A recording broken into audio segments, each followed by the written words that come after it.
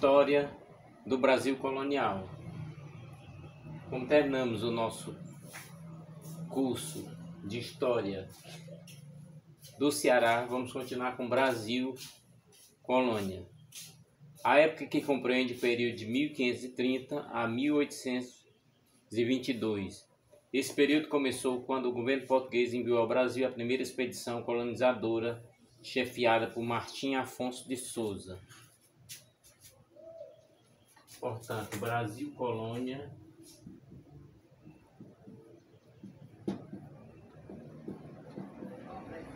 Brasil colônia de 1530 a 1822.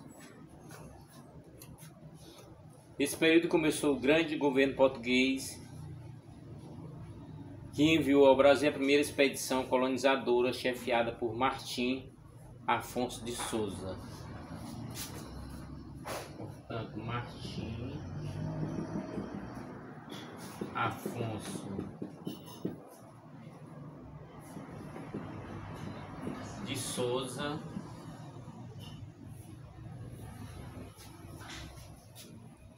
em 1532, ele fundou o primeiro núcleo de povoamento, a Vila de São Vicente, no litoral de São Paulo. 1532, Vila de São Vicente. 1532, a fundação da Vila de São Vicente, no litoral de São Paulo. Litoral de São Paulo. Portanto, a fundação da Vila de São Vicente em 1532, no litoral de São Paulo. Vamos estar destacando agora o período pré-colonial. Período pré-colonial. Período pré-colonial. Logo após a chegada dos portugueses ao novo território, a primeira atividade econômica girava em torno da exploração do pau-brasil, existente em grande quantidade na costa brasileira, principalmente no nordeste do país. Esse período ficou conhecido como ciclo do pau-brasil ou ainda pré-colonial. Ciclo do pau-brasil ou período pré-colonial. A exploração do pau-brasil foi meramente extrativista e não deu origem à ocupação efetiva. Então, foi apenas extrativista, não foi para ocupar o espaço.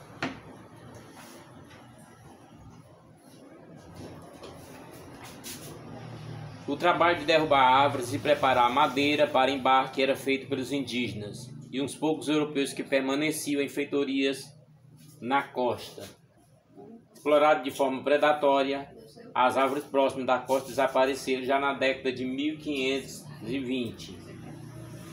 Portanto, essas árvores que eram encontradas na costa do Nordeste,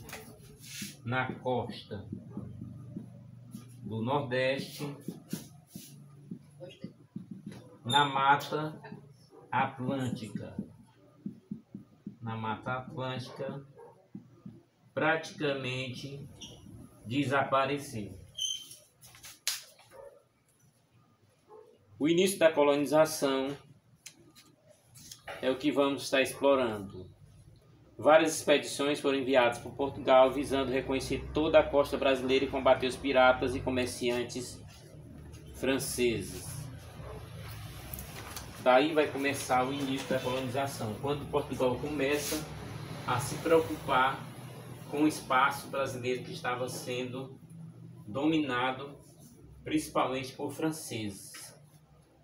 Daí começa a preocupação da defesa. Entre as medidas, as mais importantes foram comandadas por Cristóvão Jacques em 1516 a 1526, que combateu os franceses. Portanto, Cristóvão Jacques,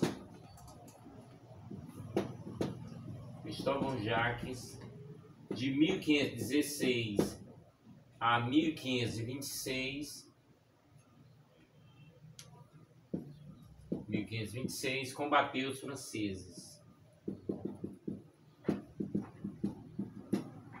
franceses.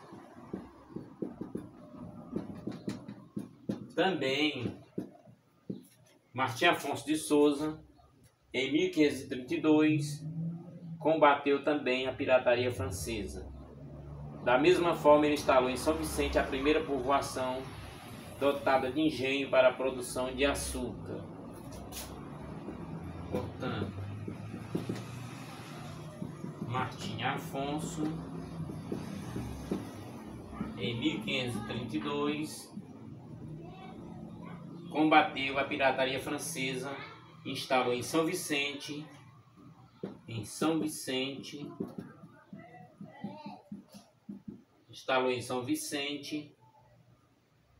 a primeira povoação para o engenho do açúcar. Engenho do açúcar.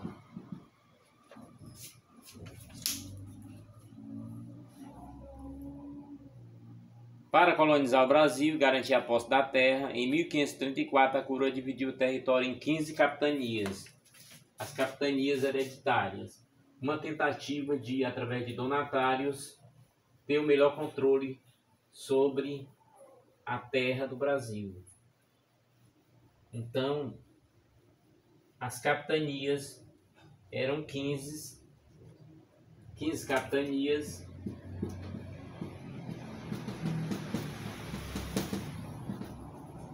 e 12 donatários.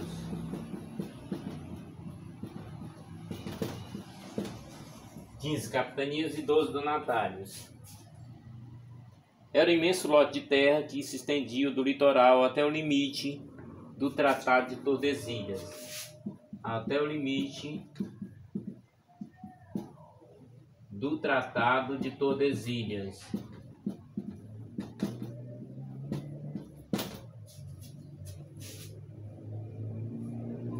Esses lotes foram doados a capitães, que eram os donatários. Portanto, capitães, que eram os donatários.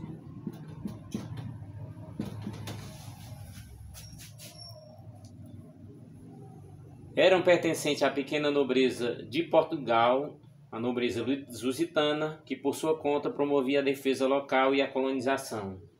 A produção do açúcar foi escolhida porque era um produto bastante procurado na Europa naquele momento. Portanto, a partir das capitanias, a preocupação era produzir o açúcar. Produzir o açúcar naquele momento.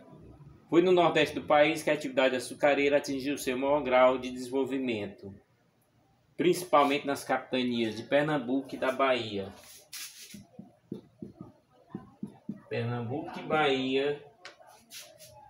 Bahia, no século XVI e XVII se destacaram. Essas regiões tornaram-se o centro dinâmico da vida social, política e econômica no Brasil.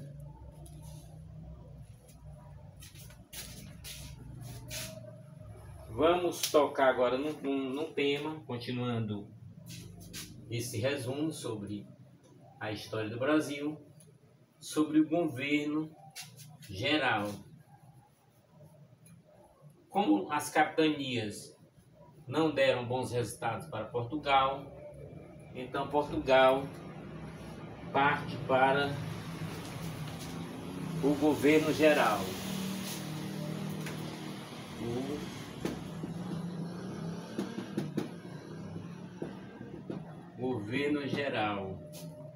O sistema de governo geral foi criado em 1548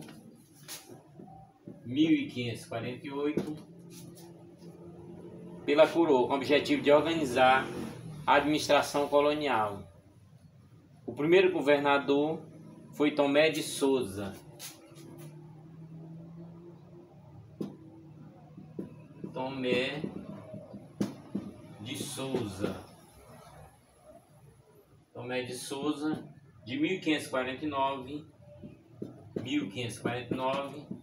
a 1553. Recebeu do governo português um conjunto de leis a serem aplicadas na colônia. Essa determinava as funções administrativa, judicial, militar e tributária do governo geral. O segundo governador geral foi Duarte da Costa.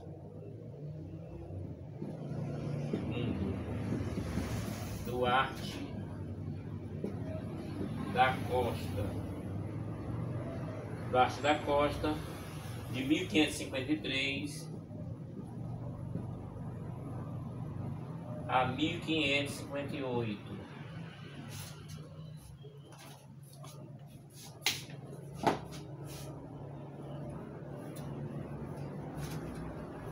Portanto, os primeiros governadores gerais começaram a história do Brasil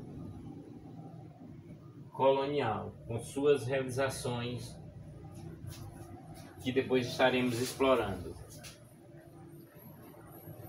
O terceiro foi Mendes Sá. Mendes Sá. Mendes Sá foi de 1558 a 1572. Em 1572, depois da morte de Mendes Sá e de seu sucessor, Dom Luís de Vasconcelos, o governo português dividiu o Brasil em dois governos, cuja unificação só voltou em 1578.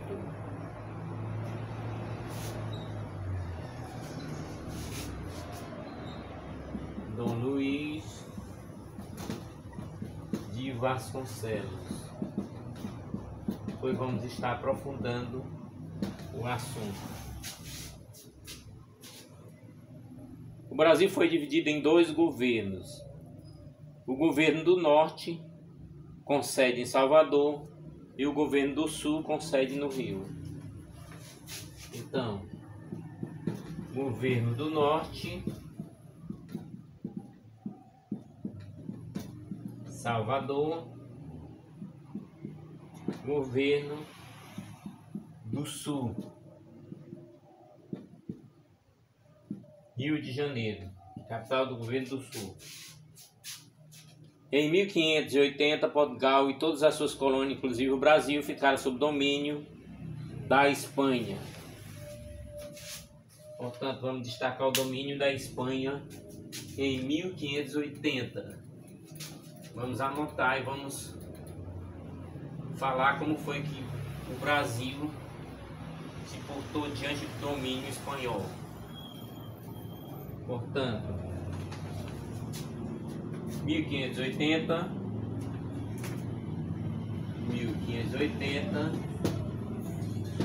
domínio espanhol. Situação que perdurou até 1640. 1640, que foi a unificação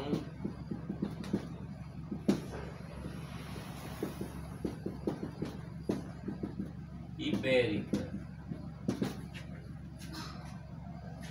Em 1621, ainda sob domínio espanhol, o Brasil foi novamente dividido em dois estados: o estado do Maranhão e o estado do Brasil. Então, dois estados em 1621, do Maranhão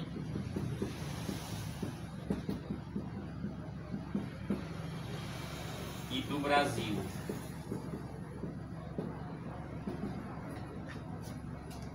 Essa divisão durou até 1700, até 1774, quando o Marquês decretou a unificação. Quer dizer, o Marquês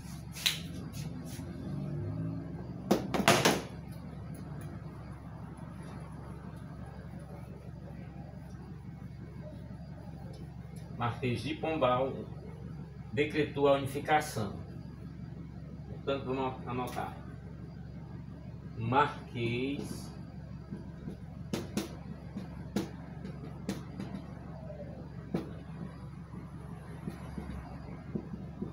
decretou a unificação.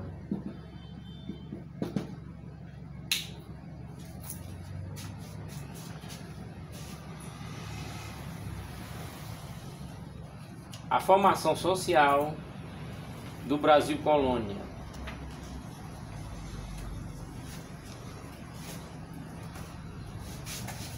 Ou seja, a sociedade do Brasil colônia. Fundamentalmente, três grandes grupos étnicos: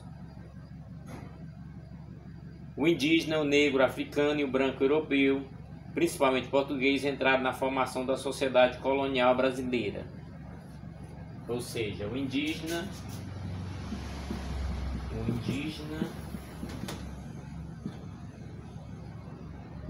o africano e o europeu.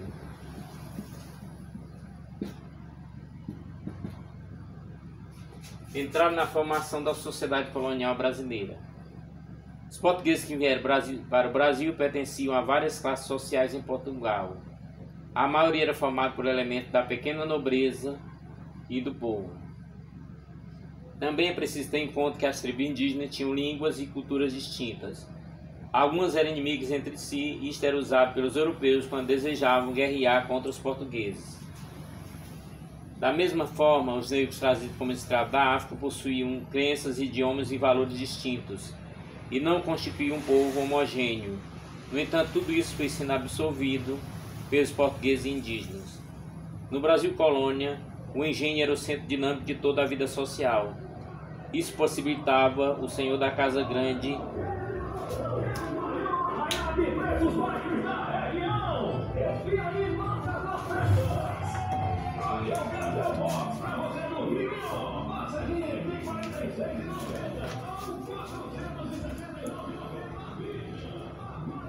No Brasil colônia, o engenho era o centro dinâmico de toda a vida social. Isso possibilitava o senhor da casa grande concentrar em torno de si grande quantidade de indivíduos e ter autoridade máxima, prestígio e poder local.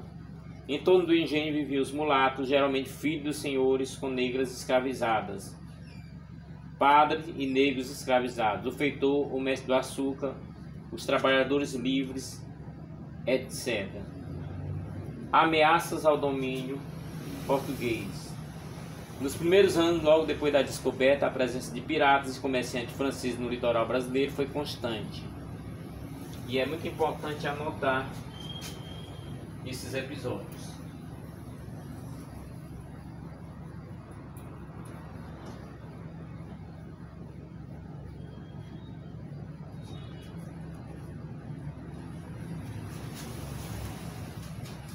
A invasão francesa se deu em 1555.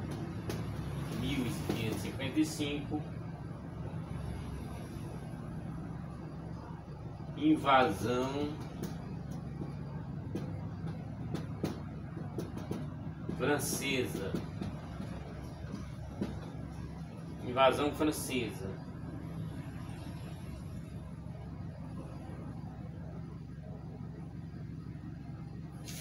No Rio de Janeiro, a chamada França Antártica.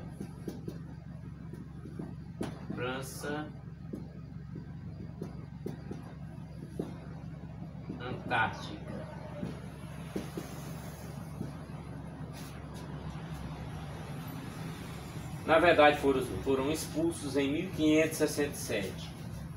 1567 foram expulsos. Em 1612, os franceses invadiram o Maranhão e ali fundaram a França Equinocial. 1612, o Maranhão, e fundaram a França Equinocial.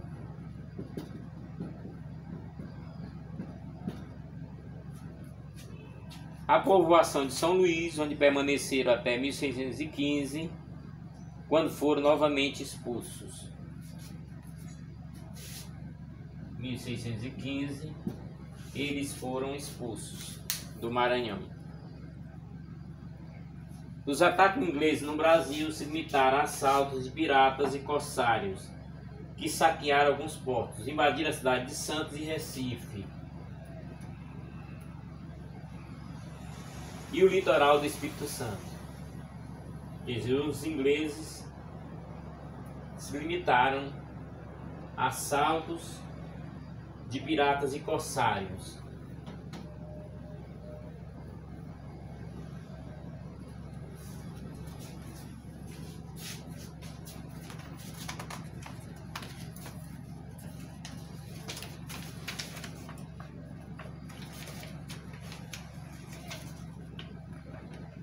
Também invasões holandesas no Brasil se deram durante o período em que Portugal e o Brasil estavam sob domínio espanhol. A Bahia, sede do governo geral do Estado do Brasil, foi invadida, mas a presença holandesa durou pouco tempo. Então, holandeses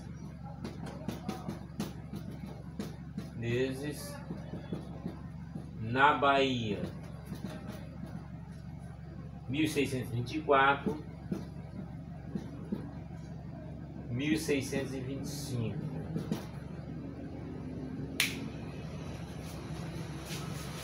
Em 1630, a capitania de Pernambuco, o maior centro açucareiro da colônia, foi invadido pelas tropas holandesas. Quer dizer, 1630, Pernambuco é invadido pelos holandeses.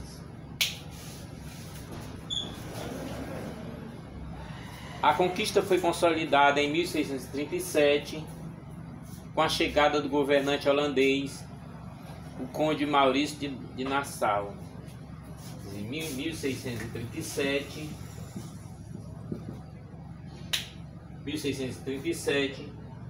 vamos ter Maurício de Nassau. Maurício de Nassau. Na verdade, o conde holandês. Ele conseguiu firmar o domínio holandês em Pernambuco, estender por quase todo o nordeste do Brasil. A cidade do Recife, o centro administrativo, foi urbanizada, saneada, pavimentada. Foram construídos pontes e palácios e jardins. O governo de Maurício de Nassau chegou ao fim em 1644, mas os holandeses só foram expulsos em 1654. Portanto, Maurício de Nassau foi até 1644 no governo lá na região de Pernambuco. E os holandeses foram expulsos em 1544. Portanto, realmente os holandeses queriam morar e dominar o Brasil. O século do ouro e dos diamantes. A procura de metais preciosos sempre constitui o sonho dos colonizadores. A descoberta começaram na década de 1690 na região de Minas Gerais. Então vamos às datas. 1690,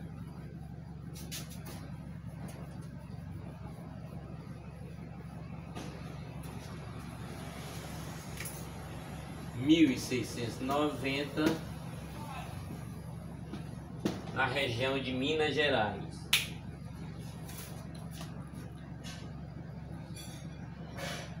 A partir daí se espalhou em várias partes do território nacional. No século XVIII, a mineração era a grande fonte de riqueza da metrópole. Portanto, século XVIII, vamos destacar a mineração, né? A mineração como algo muito importante para a metrópole.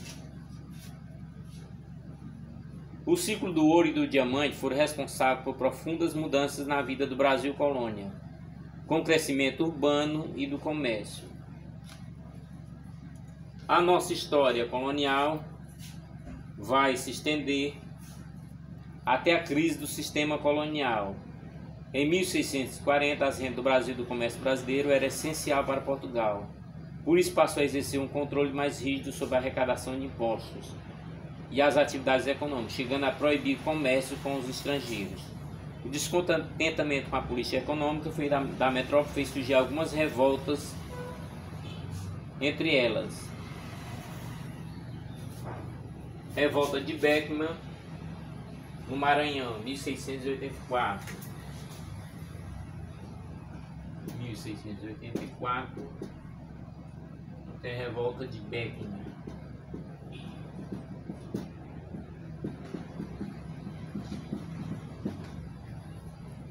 Tivemos a Guerra dos Emboabas,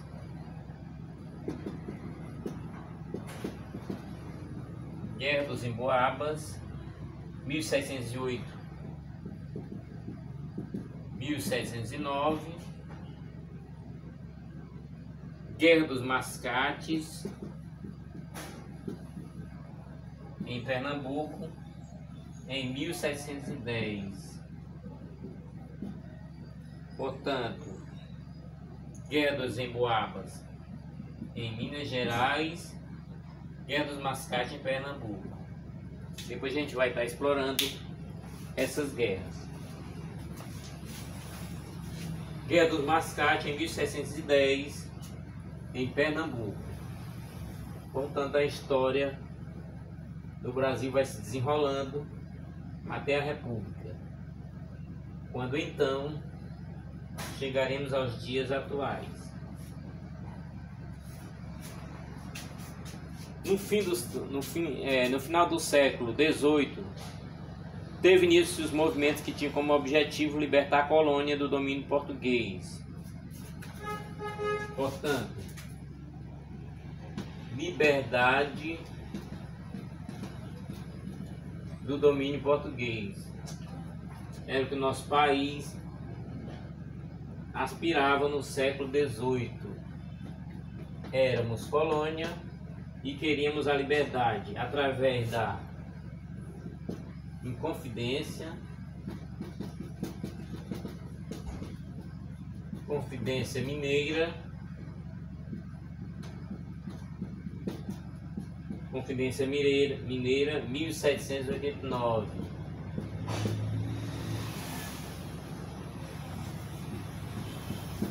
Conjuração Baiana,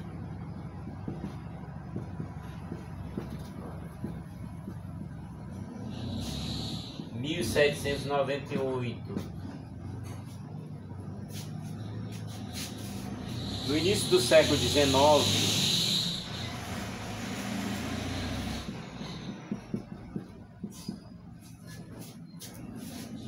século XIX, a conjuntura criada pelas guerras napoleônicas provoca a mudança da sede do reino para o Brasil. Em 1815, com a elevação do Brasil à categoria de Reino Unido, o território deixa de ser colônia e mais tarde a independência do Brasil é realizada. Quer dizer, em 1815, o Brasil é elevado à categoria de Reino Unido. Reino Unido de Portugal. Quer dizer, a partir daí Brasil já fica mais próximo da independência.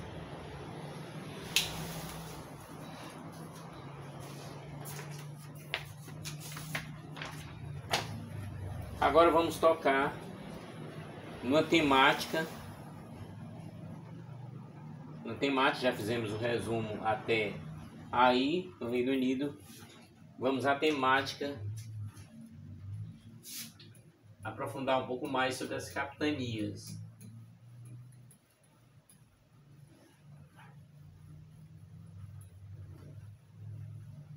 Aprofundar um pouco mais sobre as capitanias.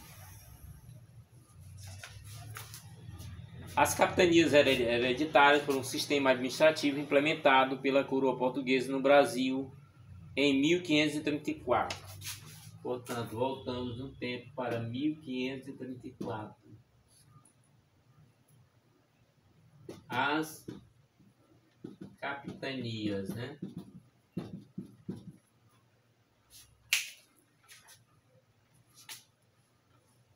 O território do Brasil, pertencente a Portugal, foi dividido em faixas de terras e concedido aos nobres de confiança do rei D. João III. D. João III. Importante saber quem foi o governante português que teve essa atitude. 1502. 1557. Essas poderiam ser repassadas de pai para filho e por isso foram chamadas de hereditárias. Os principais objetivos eram povoar a colônia e dividir a administração colonial. As capitanias hereditárias, porém, tiveram vida curta e foram abolidas 16 anos após a sua criação. Após a descoberta das terras ao leste do Tratado de Tordesilhas em 1500 por Pedro Álvares Cabral, o foco da coroa portuguesa na sua colônia da América Portuguesa era a extração dos recursos da terra, como o pau-brasil. Isso se devia ao fato de não terem sido encontrados metais preciosos, como foi o caso dos espanhóis nas suas possessões. O sistema de capitania hereditária foi implantado a partir da expedição de Martim Afonso de Souza em 1530. Os portugueses tiveram receio de perderem suas terras conquistadas para outros europeus que já estavam negociando com os indígenas e buscavam se fixar ali. Para tanto, a coroa portuguesa imediatamente adotou medidas para povoar a colônia, evitando dessa maneira possíveis ataques e invasões. O sistema de capitania havia implementado pelos portugueses na ilha de Madeira, nos arquipélagos dos Açores e de Cabo Verde. Assim ficou estabelecida a criação de 15 capitanias e seus 12 donatários, uma vez que uns receberam mais que uma porção de terra e as capitanias do Maranhão e São Vicente foram divididas em 2 porções.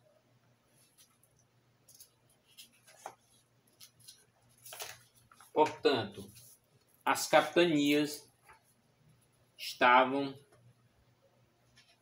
divididas de acordo com esse mapa, né? Piauí, Ceará, Rio Grande do Norte, Rio Grande do Norte 2. Então tinha Itamaracá, Pernambuco, Bahia, Ilhéus, Porto Seguro, Espírito Santo, São Vicente 1, Santa Amaro, São Tomé, São Vicente 2. Portanto, as capitanias perduraram de 1534 a 1536.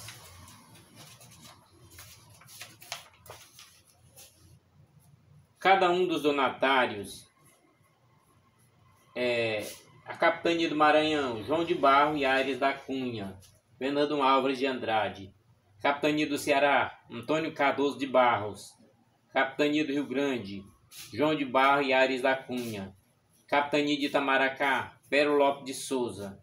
Capitania de Pernambuco, Duarte Coelho Pereira.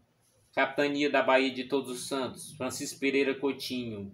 Capitania de Ilhéus, Jorge Figueira Correia. Capitania de Porto Seguro, Pedro do Campo Dourinho. Capitania do Espírito Santo, Vasco Fernandes Coutinho. Capitania de São Tomé, Pero de Góis da Silveira. Capitania de São Vicente, Martim Afonso de Souza.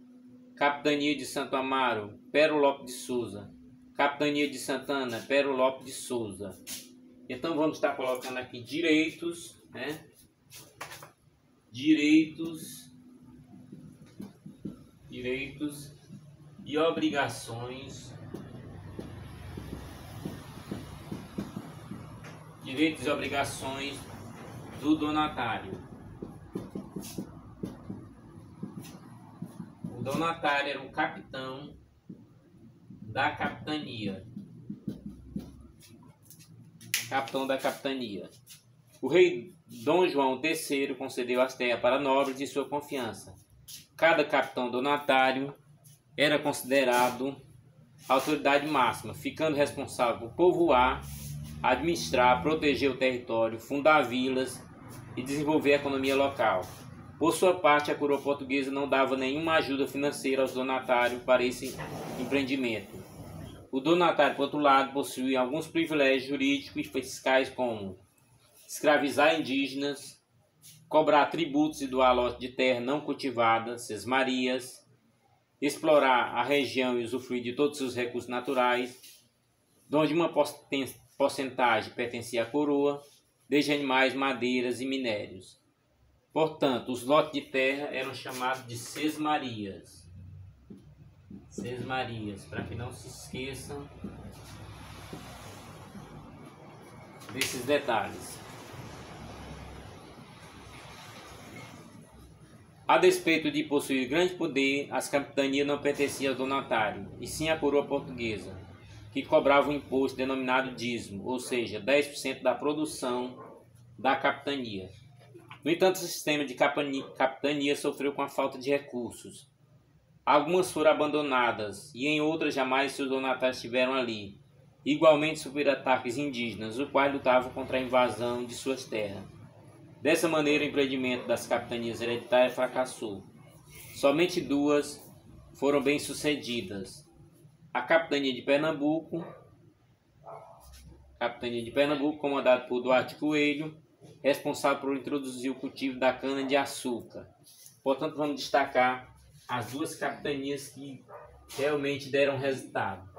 Capitanias que tiveram todo o apoio para que realmente fosse um sucesso. Então vamos ter Capitania de Pernambuco,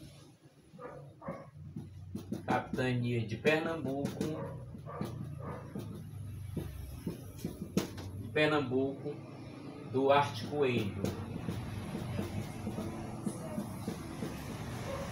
Coelho, Capitania de São Vicente,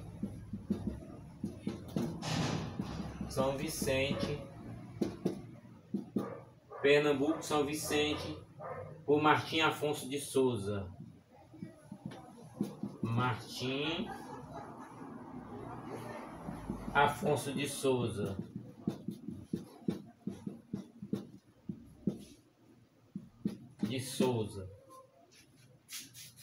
Nessa capitania, segundo se fala, o historiador, tráfico de indígenas que realizavam naquelas terras. Após a inviabilidade das capitanias, a colônia passou por uma reforma administrativa e foi instituído o governo geral. Curiosidades sobre as capitanias.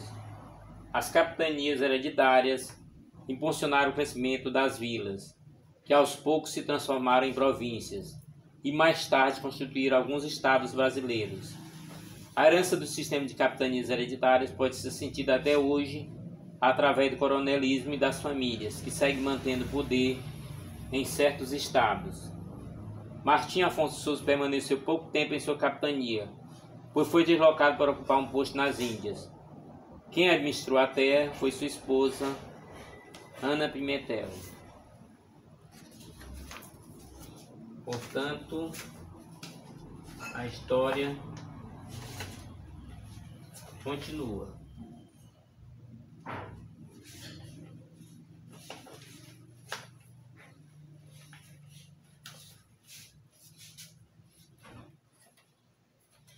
Sobre o governador-geral,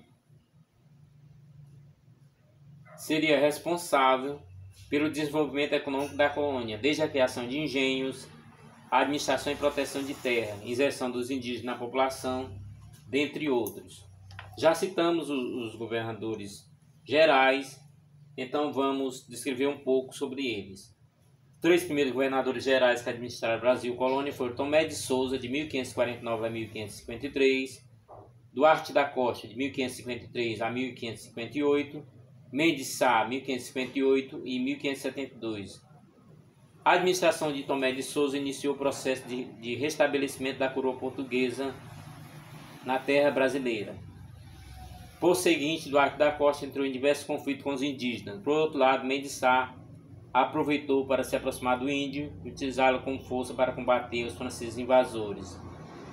Embora Portugal tenha dividido o país em 2 polos após a morte de Mendes Sá, em 1572, do qual a sede do governo era Salvador e a sede do Sul, Rio de Janeiro, o governo geral foi extinto em 1808, com a chegada da família real ao Brasil. O sistema de governo geral auxiliou na consolidação da dominação portuguesa no Brasil. Então, o governo geral ele passa a ser extinto em 1508, que se nota a mudança na história brasileira a partir de 1508. 1508, fim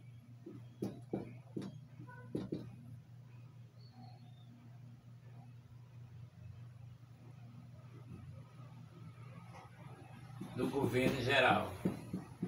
Na verdade, ele foi extinto em 1508. Sobre o governo de Tomé de Souza, um pouco mais detalhado, foi o primeiro governador-geral do Brasil durante o período de 1549 a 1553. Desembarcou no Brasil 29 de março de 1549 com 1.000 homens. 29 de março de 1549 desembarcou com 1.000 homens.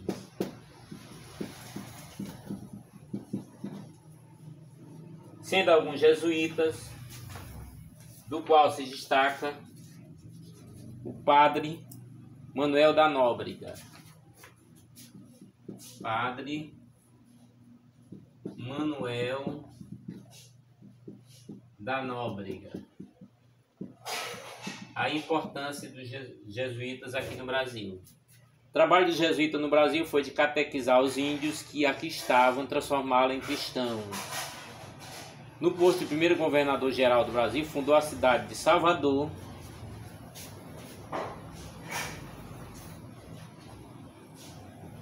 Tomé de Souza. Tomé de Souza fundou a cidade de Salvador.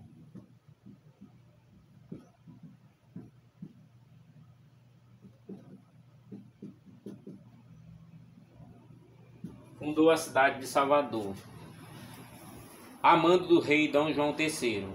Na época, a cidade foi fundada com o nome de São Salvador, da Baía de Todos os Santos, antiga capitania da Baía de Todos os Santos, hoje da Bahia, em homenagem a Jesus Cristo.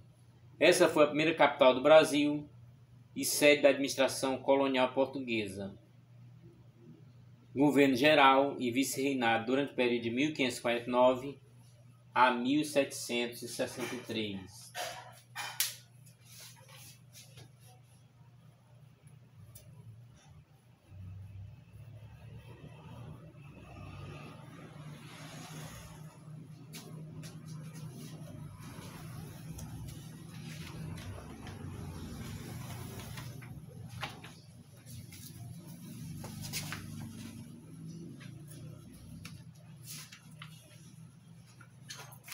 Portanto, vamos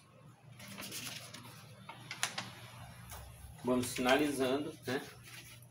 Finalizando os conteúdos da aula de hoje.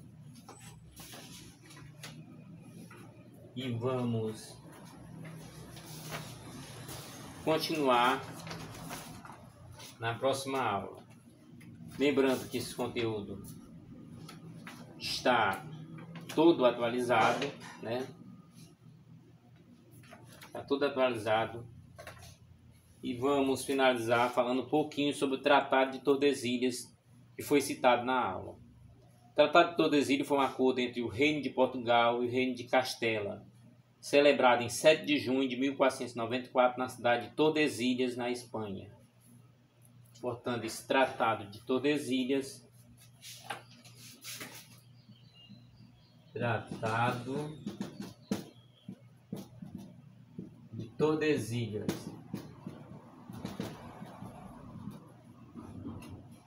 Esse tratado foi em 7 de junho de 1494. Esse tratado, castelhanos e portugueses dividiram o Novo Mundo através de um meridiano a 370 léguas a oeste do arquipélago de Cabo Verde, na África. A parte oriental pertencia a Portugal e a ocidental à Espanha. Portanto, é um tratado muito questionado, né? O Reino de Castela da Espanha e Portugal foram pioneiros da expansão marítima comercial do século XV e XVI. Havia disputa entre as duas coroas pela posse dos novos territórios. Dessa maneira, os dois reis nacionais foram tratados a fim de resolver a quem pertenciam as novas terras. O primeiro dele foi o Tratado de Alcáçovas, depois a gente vai identificá-los, que traçava um paralelo a partir das Ilhas Canárias. Assim, as regiões descobertas ao norte seriam de Castela e a do sul de Portugal. No entanto, essa perspectiva mudou com a chegada de Cristóvão Colombo à América em 1492. Por isso foram assinadas a Bula Intercoetera em 1493 e o Tratado de Tordesilhas em 1494, que substituíam o paralelo por um meridiano. O Tratado de Tordesilhas expandia as terras estabelecidas pela Bula Intercoetera. Assim, a diplomacia portuguesa conseguiu que o limite do meridiano fosse aumentado de 100 para 370 léguas a oeste do arquipélago de Cabo Verde, na África. Diante da assinatura do Tratado de Tordesilhas, países como França, Holanda e Inglaterra questionaram a divisão de terra entre Castela e Portugal. Dessa maneira, armaram expedições para atacar os territórios já ocupados por portugueses e espanhóis. Fim do Tratado de Tordesilhas. O limite estabelecido pelo Tratado de Tordesilhas caiu em desuso quando houve a União Ibérica, 1580 a 1640. Nesse momento, tanto Portugal como suas possessões passaram a fazer parte da coroa espanhola. Os colonos portugueses não precisavam ficar somente na costa e começaram a se aventurar no interior do território. Com essa expansão foi necessário refazer o limite das colônias americanas entre os dois países, o que ocorreu através do Tratado de Madrid em 1750. Portanto, nas próximas aulas, vamos falar um pouco sobre esses tratados, já que nós vamos finalizar a nossa aula de hoje. Até a nossa próxima aula, até o nosso próximo vídeo.